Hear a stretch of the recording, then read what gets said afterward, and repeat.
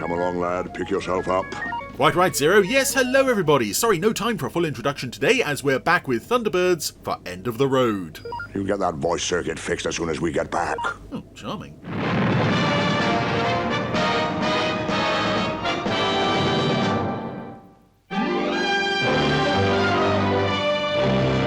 Oh, sorry. Oh my goodness. Sorry everybody. Hello, I am here. Sorry, Oh dear. Okay, very odd thing happened there. I put the episode on, and I just completely forgot I was supposed to be talking over it. I was sat back just sort of ready to watch it, and then I realised, oh yeah, I'm supposed to be talking over this. You'd think after, 230 weeks, you'd think by now I would know what I'm supposed to be doing here. Anyway, welcome back to the Randomiser. It's Thunderbirds. It's End of the Road. It's got a really nice episodic incidental music score, this one. Let's get that out of the way. Some lovely, graceful building swells here in particular. This is proper feature film stuff from Barry Gray. It's just gorgeous as we meet this road construction crew who are blasting their way through a pair of mountains. Led by Eddie. The atomic charges are cutting through completely in line with the survey. Okay, Chang. Fire the remaining two. You're our Asian guy, Chang. Yeah, I like that a lot of the... You don't see them in this scene so much as later, but Eddie Houseman, for it is he, who is wearing a hat with his name on, but it's got the name in quotation marks. It's not just Eddie, it's Eddie, as if, that's sort of a nickname or something. I think later on we see more of these guys wearing their hats. But they've made it. They've blown up enough of the landscape to make it through to the other side. Bang on schedule. Great. Congratulations, Mr. Houseman. Thanks, boys. There'll be a good bonus for this. This is Kirano's slightly more energetic cousin here, I'm guessing.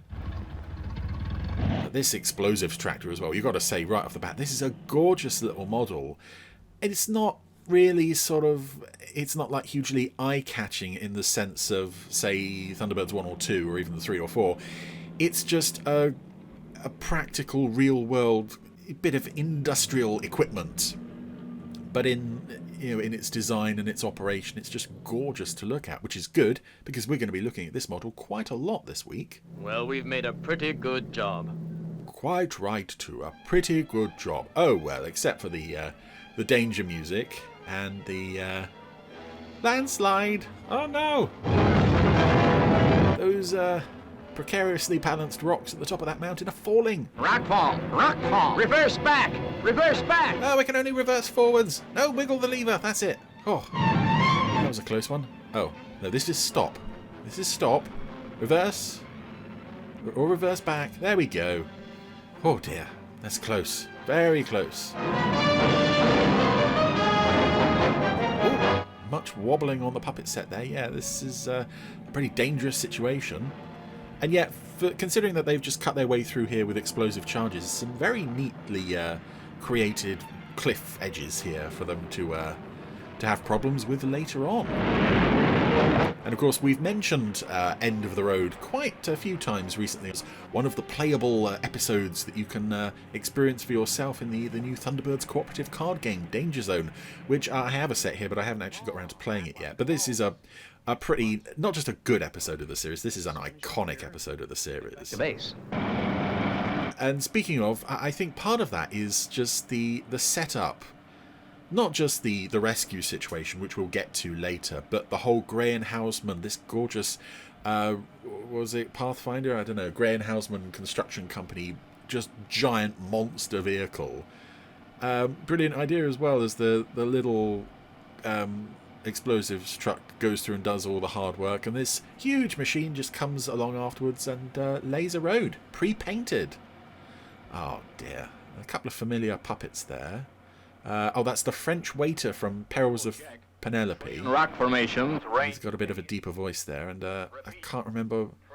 Oh no, the other guy was one of the scientists in the Mighty Atom. Fire 2 and 3. Yeah, lots of exploding things. So there we go. That's got rid of the small obstruction. So small I barely noticed it. But this is a cracking idea for an international, a Thunderbirds machine. Just this huge road building machine, and it's so, you know, in keeping with the slightly unpleasant side of the Thunderbirds world. Just nature, oh screw that, we've got a big machine that's going to just concrete over everything. But the show isn't too concerned with ecological aspects of all this deforestation and such. They're just happy with a job well done. Time. They need to. Where to make the completion date? He has a big organisation with a couple of cool machines and a lot of people. Lovely sequence there of the tractor arriving back on the main vehicle and having to turn round in the vehicle bay.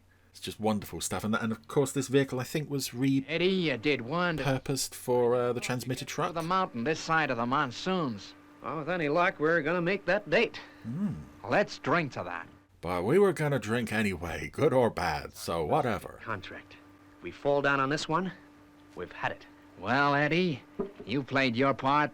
Now I'll play mine. Here's a ticket to the Grauman Chinese Theatre. There's a poster for that on the wall behind the desk. I'm not sure what relevance that has to the road building company. And don't worry. Everything's gonna be all right. Nothing can possibly go wrong. I'll say it before you can. Looking up an old friend.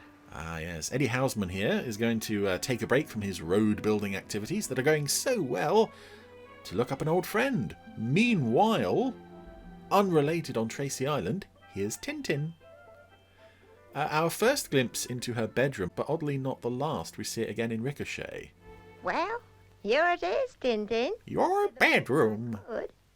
Oh no, Grandma's made some clothes for her. It's beautiful. Now we must think of a special occasion for you to wear it. Or for a special person. Now, Mrs. Tracy, just who did you have in mind? Well, I know someone who's got you very much in mind. Young Alan's a mighty handsome boy. And I do like the way they use Grandma in this episode. It's quite rare that she's of use. I'm sorry to put it like that, but it's true. She rarely plays much of a role in the stories aside from Move and You're Dead. Maybe she'll make the odd suggestion here and there. Otherwise, it's just apple pie all the way. So I like that there's a bit of matchmaking going on here. She's trying to really sort of bring Tintin and Alan together a bit in this episode. But of course, who's coming this way by plane to spoil the fun? Well, say coming this way, but he seems to be approaching a model island that doesn't look anything like Tracy Island. That was Coming into land. quite an unfamiliar island there. It is coming into land. Oh no! Operation Cover-Up. Panic! I love how visitors to Tracy Island, no one seems to feel the need to phone ahead. Because who was the last person who did this? It was Tim Casey, wasn't it? Yeah. Made them think the island was under attack even. Eddie's not going to do that, but yeah, he's landing in the Gray and Houseman Company jet. Because of course they have a jet. They're a big company. And now everyone has to... well, I get the impression they're sort of making you think that they've all rushed to look comfortable and as if they're not doing anything, but they were doing that anyway. Nobody does anything on Tracy Island except Brains and Grandma. Yeah, sly glances between Alan and Gordon over their newspapers there. Yeah, I think they're making a bit too much of this, really. This pretend we weren't doing anything act. It doesn't take much work. I wonder who it can be. Oh, I don't know. It is. I hope they don't stay long. Yeah. Who could be here in the Gray and Houseman Company jet? Gentleman to see you, Mr. Tracy. Mr. Eddie Houseman. Ed? Oh, so that's who Eddie was going to look up. Jeff! Or it could be Tintin, I suppose. Oh, lovely shot of Tracy Island by night. We don't see that too often in the show. Oh, gorgeous nighttime sky with a moon. Virgil and Gordon looking out over the sea, but someone is not happy about the presence of Mr. Houseman. In fact, he's turned the piano around. It's normally facing the wall. This time it's facing away from the wall. Say! Just so he can be seen moping a bit better, I guess. This is fun, though. You haven't heard, Virgil.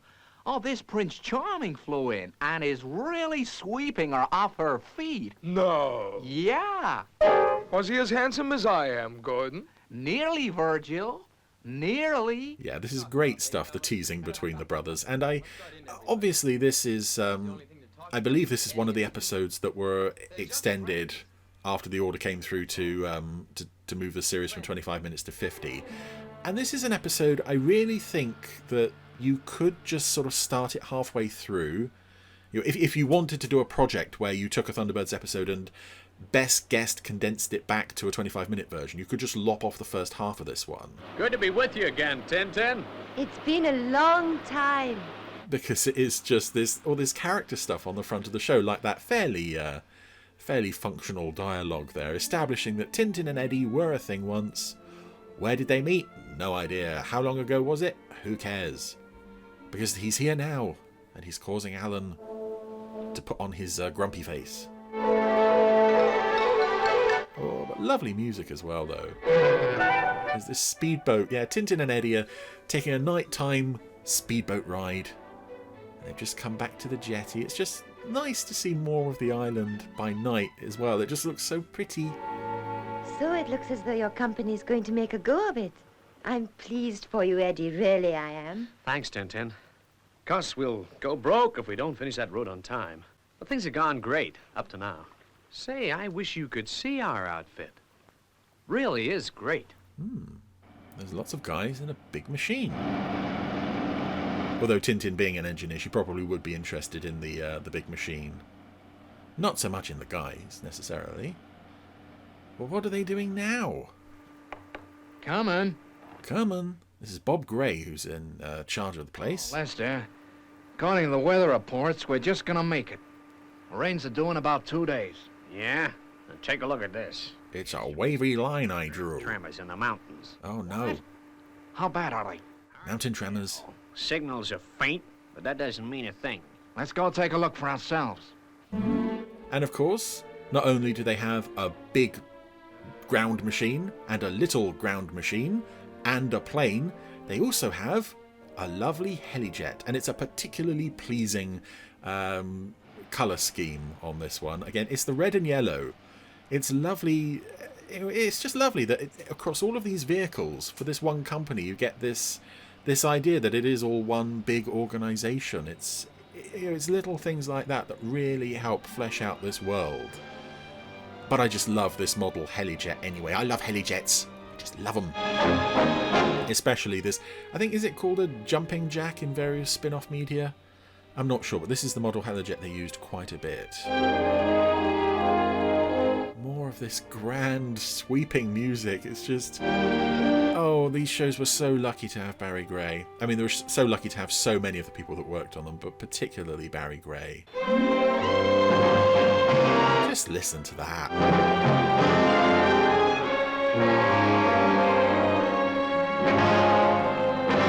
I also love that they make these mountains seem so much bigger than they are by making the helijet model really tiny. More rockfall. Seen enough. It's bad. Oh, it's even worse than that earlier thing that was bad. We'll never finish the road on time now. Oh no. Who jinxed it? Someone said, nothing can go wrong. I bet it was that Eddie. Oh dear. Well, they've given up pretty easily. Everything seems doomed. I also like with this episode, as I said, we've got lots of these guest characters on board this road building machine. So many different voices and accents that the guest cast are doing, and Tintin's got a picture of Eddie on her desk. Is that the same picture that later turns up on Cass Carnaby's desk at the Paradise Peaks in the Cham Cham?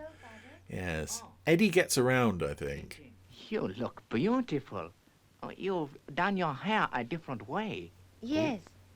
Do you like it, Father? Kirano's not used to this. Well, he seems a nice young man. Having to give advice to his daughter. Going out again? Yes. In fact, even having to talk to his daughter is a rarity in Thunderbirds. Oh no. Eddie's clearing off, and Tintin got all prettied up for him. Oh, poor Tintin. She's got a sad, frowning face on. He had some pretty bad news from the road camp, Tintin. And he couldn't even wait to say goodbye. Oh, he said goodbye to all of us, Tintin. Tintin, he'll write to you. Yeah, he'll get to you when he gets to you. Oh, poor Tintin. Well, that finishes Eddie as far as Tintin is concerned. The note of triumph in there, Scott, is quite much. No, be sympathetic. It's poor old Tintin. Don't just say, oh, well, that's that then. Romance, it's not for me. We can't give up now, Bob. We can't. Eddie, it's too late. The rains have started. Then what do? Just sit here, let a landslide ruin all our work to date? That's what we do. Oh, no. And then in the spring, In the spring, that means we'll lose our contract. we'll just have to try and get an extension, that's all. It's all very believable dialogue. I say not only the way it's being performed, but the way this is being written as well. The date we said we would. This company I think I've mentioned before somewhere about the sort of planned for, worked for, goes up in smoke. the Wilfrid Greatorex effect. Wilfrid Greatorex, for those who don't know, was the creator and writer of The Planemakers and The Power Game. These great boardroom dramas full of great British actors sort of yelling at each other. And there's a huge influence from those shows on Doppelganger and UFO and even 1999. Collapse at any second. But I think you can also see some of it in episodes like this. Blow while you were working on them. And yet it's very skillfully written in such a way that it appeals to a family audience. Job. And I know mine. Children are made aware of what's at stake, how important this is to these characters, but also how dangerous it is. It'll break us. Maybe. But you'll be alive. That's something I suppose it's worth spending billions of dollars setting up again if we still have you. Oh, Eddie's not happy about that though. And speaking of not happy, Mind if I join you? Tintin's, not too happy. Alan's trying his best. I thought I'd like to do a little water skiing today. Would you like to join me? No, thank After everything he said, it's nice to see him trying his best here, trying to cheer her up. Meaning that Eddie walking out like that. Mouth open, foot inserted. There goes Tintin. Well done, Alan. What did I say? Just all the wrong things, Alan. As usual. Oh dear. He doesn't get it, does he? But it's great to have this What am I going to do? subplot. Well, before that Eddie came along. It's not even the Alan and Tintin side of it, because we've seen that before and since. To me, Alan. Just leave things to me. It's Grandma's presence in the story. I really like that. It would be so nice to see her get more to do in this show. And of course, that's Christine Finn playing Grandma and Tintin, and in that earlier scene, she was talking to herself there. Meanwhile, back at the construction camp, everyone's asleep. Yeah, so going back to mention of Tintin's bedroom, now we're seeing inside Bob Gray's bedroom. Whereas we never see like Jeff's bedroom or Scott's bedroom. We see Virgil's and Alan's. And the one on Thunderbird 5. That might be it. Oh, and Penelope and Parker's and Tintin's, but you know what I mean. They've gone to a great deal of trouble to lay out Bob Gray's bedroom. Eddie snuck his head around the door, make sure he's asleep. I guess everyone must be asleep. Because he's going to do a very silly thing.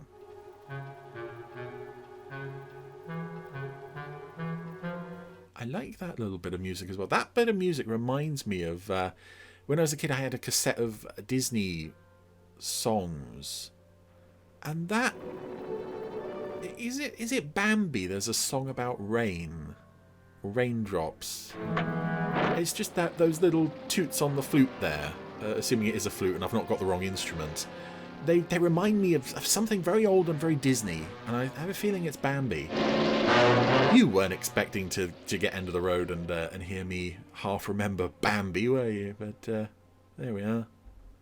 So Eddie has got all his gear, even his wrenches and spanners, and he's going to get out there with the explosives tractor by himself, not even taking Chang. How does he expect to get on without Chang? And just, making off with the explosive tractor without telling anyone. Here goes. They also do a great job with this episode, and particularly the second half when the really bad weather sets in, of making this a really hostile environment. Just the constant rain, the dark skies, and the lightning. It's the visuals and also the sound design on this are just gorgeous, and it's really an atmosphere and an environment that you just say, no one in their right mind would ever want to go out and work in this. It's dangerous enough without having all the bad weather as well. But clearly, Eddie Houseman, well, let's not say he's not in his right mind, but let's just say he hasn't run this past anybody. And that wavy line on the seismograph is getting bigger. Mr. Gray, we're picking up an alarm signal. Oh, hello. It's the Eddie's done something stupid alarm. Yeah, woke me too.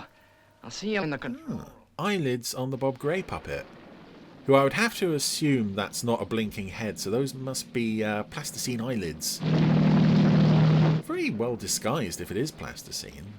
Yeah, even down to the model shots. You know, this really muddy, soggy ground, and it's getting curled up on the tractor treads, and then shots like this of Eddie in the control room with the window in front of him. We're seeing it from the other side, just this glass streaming with water. And he's, heading his way up the mountain. Gonna see if he can blow up the dangerous bit before it gets Severe tremors in the area of the cutting. completely swamped. Glad I didn't let Eddie go. Oh, by the way, where is he? Haven't seen him, Mr. Gray. Come to think of it, it's not like him to sleep through an alarm call. He said something about going to see the tractor. Find him. Whatever you do, find him. Put on a circus? Go to the beach? Open up a chocolate bar shop? But whatever you do, find him! Whatever you do, that's an odd line. It's always struck me as an odd line. Sing an opera, and then find him! Oh, things must be serious, though. He's got his hat with his name in inverted commas on now to go outside. And I like as well that Eddie, for all that I've made fun of him here, is not presented as a stupid character, which he so easily could be. You know, there's plenty of characters in these shows.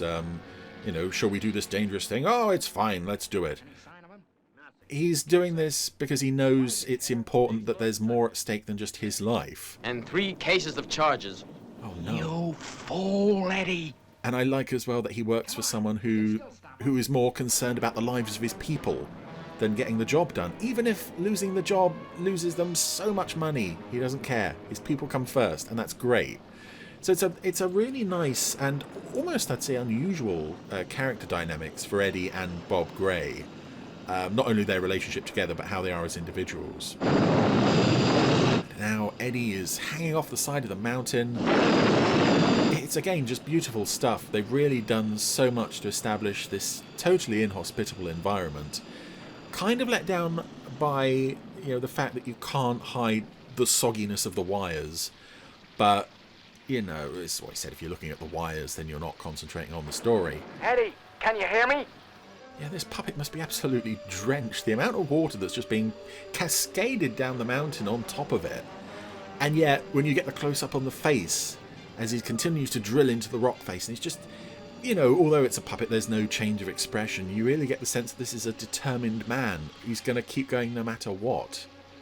Music helps enormously with that as well. Oh, now the wavy line is extra wavy. Getting worse all the time. Hello, Eddie. Eddie. Was that Admiral Denver's medical report on the wall there as well? An hour. You'd better try again. I think it might be. Eddie. Yeah, I've not got this on as big a screen as I might do. But yeah, there was a medical chart used on Admiral Denver in the Stingray episode Set Sail for Adventure, and it's what Jeff Tracy is holding in Trapped in the Sky. I'm wondering if that's the same clipboard. Eddie, then get out of there. That peak's cracking up. There'll be a landslide any minute. And I guess I'd better fire the charges now. You'll be too close. Get away from there. You kill yourself. The company isn't worth it. Oh, some fantastic work from David Graham here. He cut off. He cut off. Oh dear. Oh, there it goes. Big blammo on the mountain. Huge, soggy chunks of rock cascading all over the place. Again, more lovely stuff as we watch puppets from behind glass. From the perspective of being outside, just so much rain everywhere. Oh, and that's it, here we go. It's iconic shot moment time. The explosions have taken the tractor to the edge of the cliff. And wouldn't you know it, it's now just teetering over the edge. Poor old Eddie is holding on for dear life. Again, it's such a simple idea, but it's just so iconic. I think it's the idea and the design of the vehicle, and you bring them both together and it's just gorgeous. Eddie, The cutting's in no danger now. We can see from here. Bob, listen. The blast took my tractor right to the edge. I can't get out. If I move to the door, the thing will overbalance. Okay, keep calm, Eddie. We're on our way. We've got an Italian job situation here. I've still got a case of Newtomic charges on board. Oh, you wally. Goes over the edge. I'm gonna be blown sky high. And probably take that lovely new road with you. Oh dear. Well, on the bright side, you're so high up that if the tractor tips over the edge and you fall, you're just as likely to die from the fall rather than the explosion as well. National Rescue. Come in, please. That's it. Let's get international rescue in here. Yeah, this is what I mean when I say you could almost cut out the first half entirely. Because really, the fact that they know Eddie is going to be important for how this plays out, but it's not crucial. This is international And Tintin's relationship with him almost goes completely by the wayside, except for the grandma subplot. International Rescue, we need your help. Well, I didn't think you called just chat. Lots of familiar set elements around the interior of the tractor as well. I recognise the winch control from Is It Trapped in the Sky, and one or two other various levers and control panels and such. I probably recognise them as much from later episodes as I do from previous episodes, as probably this set would have been repurposed half a dozen times after this. Same with the tractor model, which is such a lovely model. Oh, Cheng's on the case. He's on the scene. That's all. You just stay uncomfortable. I thought you were going over that time. Yeah.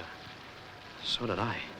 Actually, that's interesting. Chang doesn't have his name in inverted commas. You still there? Lester just has JBL. That's not in inverted commas either. Don't worry.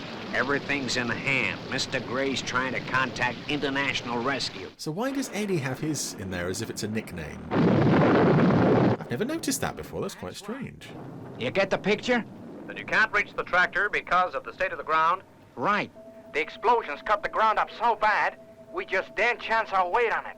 Mr. Gray's been making this call for a long time. I sometimes wonder if maybe John keeps people on the line for longer, just to have someone to talk to. You know, aside from the imminent disaster you're facing, anything else going on with your life? Hope I did right.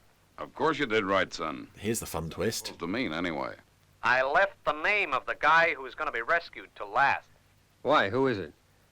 Eddie Houseman. Uh-oh. Eddie Houseman? Hey, Father, he knows us. Alan's grumpy face is back on. Eddie knows us. That means we can't help? Is that what you're saying, Dad? We'll let him fall to his death. That is what you're saying, Dad, isn't it? Isn't it, please? We're going to break our cover. Oh, no. And we all know how essential it is that this outfit remain secret. That's why we give everybody our names. Call down? No, John, we don't turn down any call. We've done everything we could to hide our identity, but not at the risk of wasting a life. Oh. Carry on, Scott. He's a good egg, is Jeff Tracy. Okay, Virgil, that's the brief. Use the magnetic grabs. Alan can help you on this one. Any questions? No, sir. No, sir. Away you go. Good luck. So, Thunderbirds 1 and 2 are away. This is an interesting shot because it's clearly played backwards. Please. International Rescue. A pan from Bob Gray and Chang and Taylor up to the cab where Lester is making a call. It's obvious because, you know, the rain's going upwards. I can't reach him. Weather making things difficult. If they don't get here soon, they're gonna have a wasted trip. Chuck Taylor, yes. His job seems to be to state the obvious. But speaking of stating things, I need to go back to something that I said earlier. While Thunderbirds 1 and 2 were launching, it's always a good time for me to, well, stop talking, because then it saves me like 5 minutes. You don't have to listen to me for as long. But I actually looked up something that I mentioned earlier, and Glad Eddie can't. even as I said it, I thought, I'm not entirely sure that's right. And I went and checked, and you know what? I was wrong. This was not a half-hour episode extended to a full hour. This was like the second or third one that they produced as a full hour without having to create any additional material.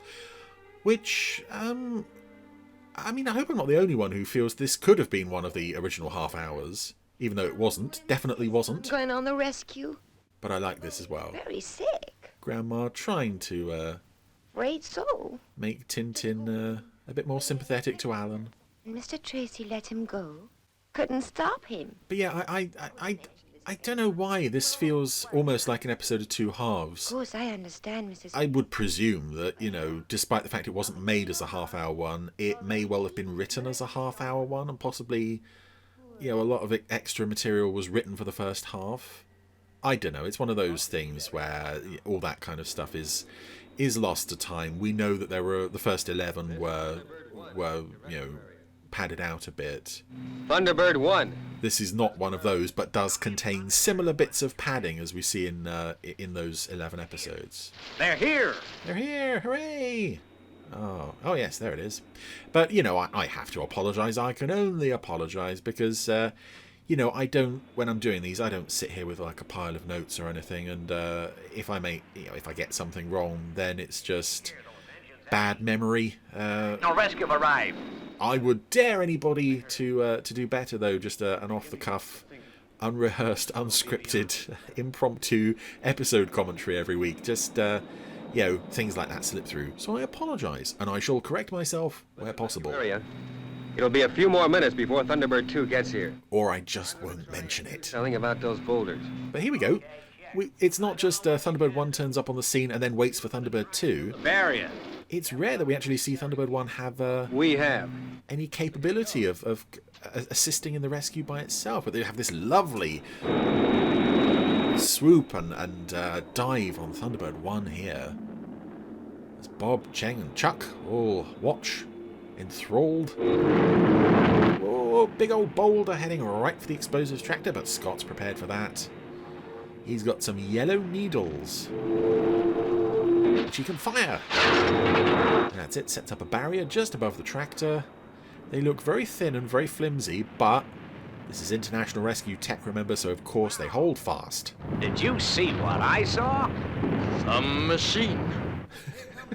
Chuck, it's just, you know, I know he's saying it in admiration, but it's just, on paper, the dialogue is just, did you see what I saw? Some machine. Now here's the situation, Virgil. I like all these guys, but Chuck is, as I said, he often just states the obvious. FAB, Scott. Anyway, speaking of stating the obvious, here comes Thunderbird 2 with those special grabs. Should be a simple mission to come and pick up the tractor. And yet... Okay, Scott. I'm coming in now. I'll guide you in. I'll tell you where the tractor is. It's right here on the edge of this cliff. I don't think you could see it without my help, Virgil. Oh, but that's a gorgeous shot, Thunderbird 2, though, as it approaches the tractor. Oh, fires its engines, and... it's wobbling time. Ooh. Hey, pull away, Virgil. Your vertical jets are tipping it over. Vertical thrust now, Virgil. Put even more thrust jets on top of the poor old tractor. Oh, that's not going to work. I like as well the panicked reactions from all the onlookers on the ground. What are we gonna do, Scott? That's not something you want to hear from International Rescue when they come to save you. What are we going to do? But this is a great way of getting out of the problem. Grabs are attached. Scott, couldn't they fix a line that would hold it steady? No, Virgil, I'm sure that's not possible. As it's your idea, Virgil, I'm sure it's a bad one. But even a small increase in weight could tip that balance. Hey, wait. I've got an idea. And the classy music tells us this is going to be a good idea. Again, just visuals in this episode. This is a very nice looking episode. Virgil, come straight in and grab him. And if it doesn't work, if you got a mop handy, yeah, just the image of the tractor on the cliff is one gorgeous image. But then of Thunderbird 1 coming in to balance it, it's just, oh, these are such gorgeous machines. And then, of course, you know, you mentioned gorgeous machines. Of course, Thunderbird 2 is here. I always feel that the huge grabs kind of look a bit... Well, firstly, I don't quite understand how they fit in the pod. I know they came out of there, but I don't quite understand how they fit in to begin with. And they're held on by this tiny little connection. These massive, great grabs. But somehow it all works. Seems to work. So... Okay, Virgil, come in now. I'll take the strain. It's a very good idea, Scott. It's almost an idea you maybe should have had earlier. Yes. It's just so rare to see Thunderbird 1 actually doing anything beyond just arriving and landing, and Scott gets out and says, right, Virgil, here's what I want you to do. Okay, Scott. We've got it. It's all yours. I've had 2 great ideas, and that's enough for me for one day. I'm going home. Oh no, this is more gorgeous stuff. This image of Thunderbird 2 turning. And this is one of the prettier Thunderbird 2 models, as it was... I don't know how many models they went through over the course of the series, but you can tell by the size of the number 2 on the side that it was spruced up a bit several times. I think probably after the crash in terror in New York City. And there's a nice touch. The grand heroic music has suddenly shifted. They've got their frowning faces on. Because we're about to run into something that seemed to be a common problem with Thunderbird 2. Its grabs, whether these huge claws or the magnetic ones, were basically useless almost every time. I think Brink of Disaster is the only time the grabs actually work properly. Otherwise, we have to have this tense, will they make it? And it is very tense as these grabs, each corner fails one by one. Hold her steady. Eddie's jumping for it. And this is something we discussed on Fab Facts recently. Eddie's jumping for it, but of course it's not the Eddie puppet that we're going to see land in the mud. It's going to be the Scott puppet. Scott is going to pull a bit of stunt work here.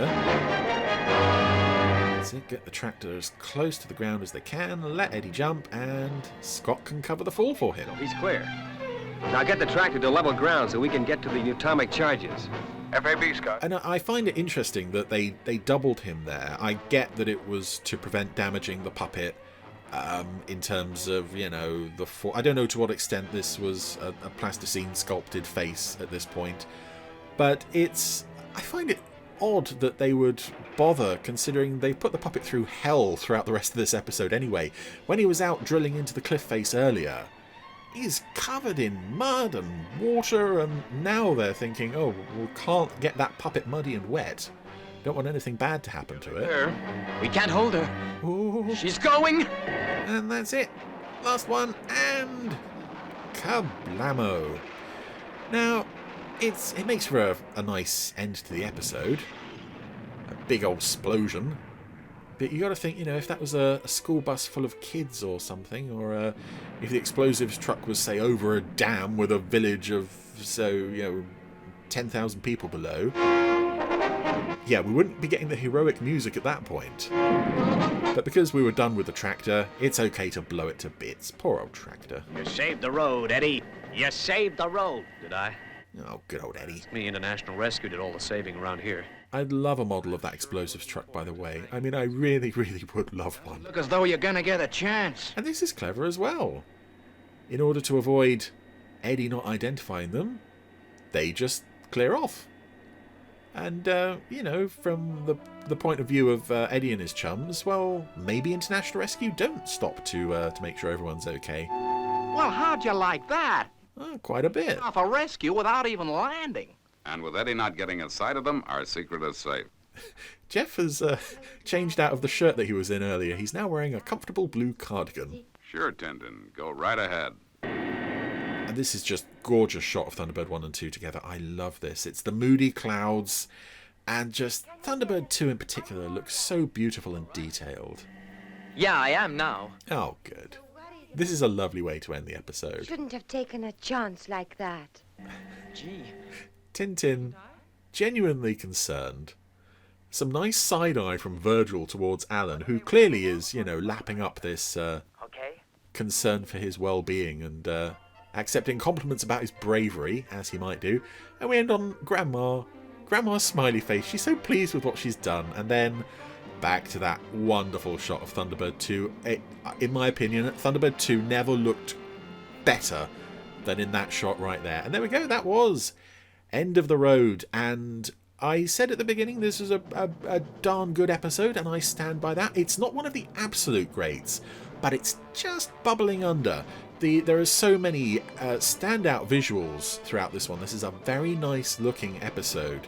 And also the music just does so much. They all come together to create a wonderful sense of atmosphere, and also a bit of building tension and such as well. But there are quite a few sort of dull spots through this where, the visuals are all that we've got. There isn't too much happening on the sort of character front, which is a shame, because when this episode does character stuff, it does it really well.